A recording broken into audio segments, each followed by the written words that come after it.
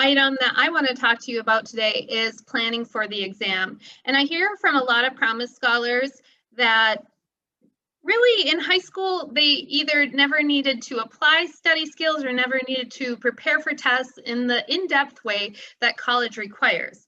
And most commonly, students use a combination of highlighting, rereading, and taking notes to prepare for tests, and maybe studying with friends in small groups. So I just wanted to share with you a few research-based strategies for studying to prepare for tests.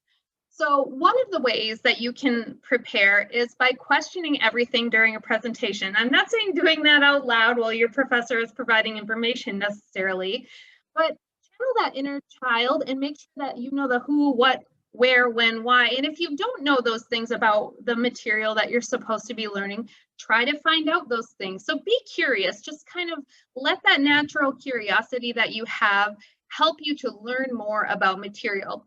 Now, sometimes you might tap into material that isn't directly related to your course, but it's all helping to form connections in your brain so that you can retrieve the important information about your course later. Another strategy that maybe sounds a little bit new or weird to you is mixing it up. So studying old material with new.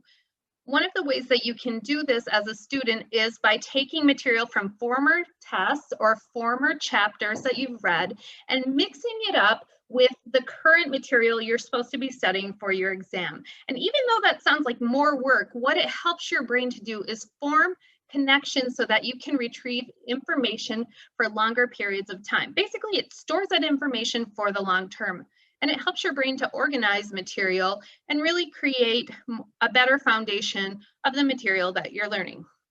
Whenever your brain has to work smarter or work harder, it's making you smarter. So struggle when you're learning is a sign that you're learning. And a lot of times when we struggle, when we are learning, we kind of back off and feel stressed. And I just want to encourage you to push through when you feel like information is hard for you to learn, and find new ways to learn that information, whether that means, connecting with a tutor, meeting with your professor during office hours. Anything that helps you to push through that struggle is going to strengthen those connections so that you can retrieve the information you're supposed to know later for your test. Self-testing is the best strategy for retaining information over the long term.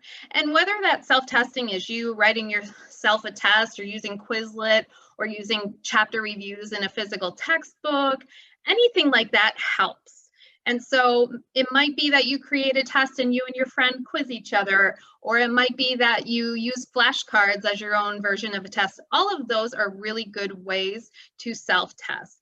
The important thing is that you kind of create your own material, or that you use material that is required for your text or your chapter. So a lot of times when you're using Quizlet, you want to just make sure that if you're using something someone else created, that they created it for the textbook that you had, for the professor that you had, and for the particular edition of the text that you're working on. Otherwise, you're much better off just creating your own material.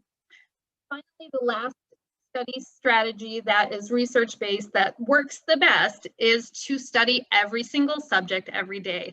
A lot of times we focus on, just creating a big study block where we can read all the chapter all over again. And so I just want to illustrate to you some methods or a new way of thinking about your studying and spacing it out over time. So right in front of you, you can see a small child who has a sponge and a bucket of water. And the goal for this child is to move the water from one bucket into the new bucket with the sponge. Now, there's a couple of ways that as a young person, as a 3-year-old, let's say, you might try this. You might put the sponge on the ground and dump the whole bucket on it, and then try to squeeze it out into the new bucket. But that's not going to help that child to move the most water. What's going to help is if the child uses one sponge full at a time and squeezes it into the empty bucket one spongeful at a time. So that water moves more slowly, but in the end, you get the most water into the new bucket. And so I want you to think of learning in that way and learning new material in that way. Your brain is like a sponge. If you give it a ton of material all at once by cramming or by binge studying, whatever you want to call it, what ends up happening is that your brain can only absorb so much at a time.